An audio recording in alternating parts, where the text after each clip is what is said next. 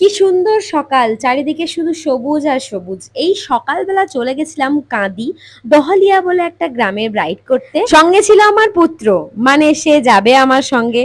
আগের দিন বুনিকে নিয়ে গেছিলাম, তাই দাদার রাগ হয়েছে, দাদাকে নিয়ে যেতে হবে। তো চলো, আমার আর অ্যাসিস্ট্যান্টের কি দরকার, হেল্পিং হ্যান্ডের কি দরকার।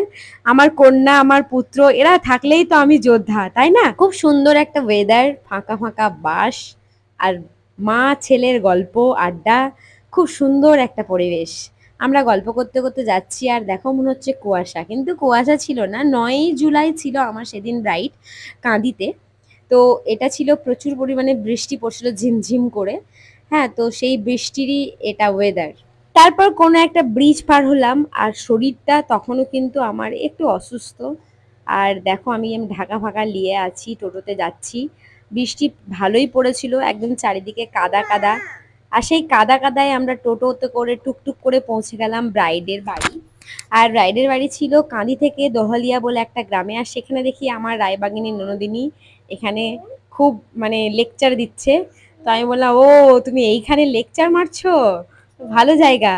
তো দেখা হয়ে গেল ননদের সঙ্গে, ননদের এই যে কুচুরি পাকা মেয়েটা। বাপরে বাপ, অবশেষে ব্রাইডের সঙ্গে দেখা হলো, কিন্তু ব্রাইড হাসছে, বিকজ সে আমাকে বলবে না যে সে কেমন লুক চায় না চাই, তাই বরের কাছ থেকে জেনে নিচ্ছে। ওই যে বর দরজার ফাঁকে দাঁড়িয়ে আছে, সে বলে দিচ্ছে কেমন হেয়ার করবে, কেমন কি করবে না করবে। ব্রাইডকে হাফ শাড়ি পরিয়ে আমিও দাঁড়িয়ে আছি, কারণ বর বলে দেবে। এই যে দেখছো কোণে দাঁড়িয়ে আছে স্কাই কালারের শাড়ি পরে, এটাই ছিল ব্রাইড। তো বর সমস্ত কিছু বলে দেওয়ার পর আমিও শুরু করলাম। আর এখানে রায়বাগিনী ননদিনী বসে বসে বলছে যে এই করো সেই করো, তো সেই রকম ভাবে করার চেষ্টা করলাম। শাড়িটা ছোট ছোট প্লেট করতে চেয়েছিল, অ্যাকচুয়ালি শাড়ি ছোট ছোট প্লেটই করি, কিন্তু যখন আমার ব্রাইড চেয়েছে একটু সুন্দর করে প্লেট করতে, করে দিলাম। আর ব্রাইডের একটা কথা ছিল যে বিয়ের দিন সে এত সুন্দর করে সেজে ভেন্যুতে বসার সঙ্গে সঙ্গে তার মেকআপ গলে পড়ে গেছিল। সেই দিকে যেন আমি একটু ধ্যান রাখি, মেকআপ যেন নষ্ট গলে না পড়ে যায়। ব্রাইড আরো অনেক কিছু বলেছিল, যেগুলো ভয়েসে বা মানে ব্রাইডের ভয়েস দেওয়াটা আমার মনে হলো না ঠিক হবে। আগের মেকআপ আর্টিস্ট মানে ওর বাড়ি ছিল অনেকটা দূর, জায়গাটা আমার মনে পড়ছে না। যাই হোক, সে আমাকে সমস্ত কিছু খুলে বললো।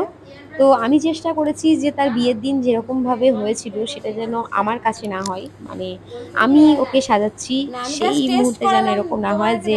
আর ভীষণ গরমও ছিল, সেরকম ভাবে এসির ব্যবস্থা ছিল না ভেন্যুতে, একটা শুধুমাত্র কুলার ছিল। তো সমস্ত কিছু ওয়াটার টেস্ট করে তাকে দেখিয়ে দেওয়া হলো যেন মেকআপ বলে না যায়। আর প্রত্যেকটা ব্রাইডের এখানেই সব থেকে বড় ভয় থাকে যে এত এত টাকা দিয়ে বুকিং করছি ঠিকই, কিন্তু মেকআপ যেন নষ্ট না হয়, গলে না পড়ে। আর এই কথাটা ভেবে তারা কিন্তু অনেক টাকা দিয়ে বুকিং করার চেষ্টা করে যে সেই দিনটা যেন আমার সুন্দর হয় এবং মেকআপ যেন নষ্ট না হয়। কিন্তু যাদের অত অত টাকা দিয়ে বুকিং করার পরেও মেকআপ নষ্ট হয়ে যায়, গলে যায়, তাদের মন খারাপটা একটু বেশি মনে হয় আমার। তো এদিকে প্রত্যেকটা মেকআপ আর্টিস্টকে একটু ধ্যান দেওয়া উচিত। তুমি যদি না পারো তাহলে অবশ্যই ব্রাইডকে কথা দেবে না যে তোমার মেকআপ কিচ্ছু হবে না, সব ঠিক হয়ে যাবে। 1.5 ঘন্টা 2 ঘন্টা কি 30 মিনিটের মেকআপ করলেও কিন্তু মেকআপ এদিক থেকে ওদিক হয় না, সুন্দর টেকনিকে করলে। দেখো, কথা বলতে বলতে ব্রাইডের কলকা থেকে শুরু করে সমস্ত কিছু তো আমাদের প্রায় ডান। সে আই মেকআপ একদম সিম্পল চেয়েছিল, লাইট সোভার, তো সেরকম করার চেষ্টা করেছে, সেরকমই করে দিয়েছি। বলো কেমন লাগছে? অনেক সুন্দর লাগছে, ন্যাচারাল মেকআপ হয়েছে তো? হ্যাঁ, খুব সফট। এখন সিঁদুর পরায়নি। তাকাও এদিকে, একদম একদম ন্যাচারাল করেছি। ট্যাগ করবে? হ্যাঁ, অবশ্যই ট্যাগ করবো। পছন্দ হয়েছে তো? হ্যাঁ, অনেক।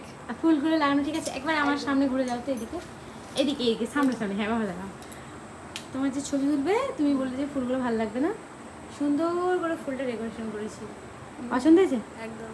ফেসটা হেলদি লাগছে না শুকনো শুকনো লাগছে? হেলদি লাগছে। ঠিক আছে, ওকে। সিঁদুরটা পরালে তুমি যে রিসেপশন ব্রাইড তবে বোঝা যাবে। হ্যাঁ, রিসেপশন ঠিক আছে। চলো সিঁদুরটা করে দিই, গয়নাগুলো দেখো। আজকে আমার ব্রাইড এত মিষ্টি, এত ভালো যে এই যে বাড়ির ডেকোরেশন এই এই এই সব কিছু আগে থেকে পছন্দ করে পাঠিয়ে দিয়েছে। বাড়ির কালার অবধি নিজের পছন্দের, তাই তো? সত্যি আজকে আমার সত্যি কথা, আমি এখন আজকে আছি আমি কাঁদির আজকে আমার ব্রাইড। আর ব্রাইডের বাড়ি হলো কোথায়? ডোমকল। ডোমকল মানে কোথায়? মুর্শিদাবাদের ডোমকল, ডোমকল থানা। প্রথম দিক থেকে ব্রাইডের ভয়েস দিইনি বলে এটা নয় যে ব্রাইড কথা বলে না, ব্রাইড ভীষণ কথা বলে, ভীষণ ফ্রেন্ডলি এবং এত ভালো। তো শুনে নিলে তাদের বাড়ি কোথায়, দমকল বাড়ি তার। আর সেখানে থেকে আমার কাছে বুকিং এবং তাদের 18 বছরের ভালোবাসা আজকে পূর্ণতা পেয়েছে।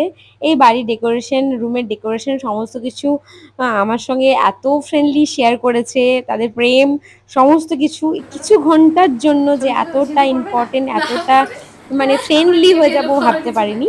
থ্যাংক ইউ সো মাচ, এত দূরে সাজাতে গিয়ে আমি খুব খুব খুশি আর তোমাকে খুশি করতে পেরে। এরকম ভাবে একটা ছবি তুলতে চাইছো, মানে রিসেপশন আজকে, কাল বিয়ে হয়েছে, পরশুদিন বিয়ে হয়েছে, আজকে তবুও সে বিয়ে ফিল করতে চাইছে না, সে বিয়ে না ফিল করা একটা ফটো চাইছে।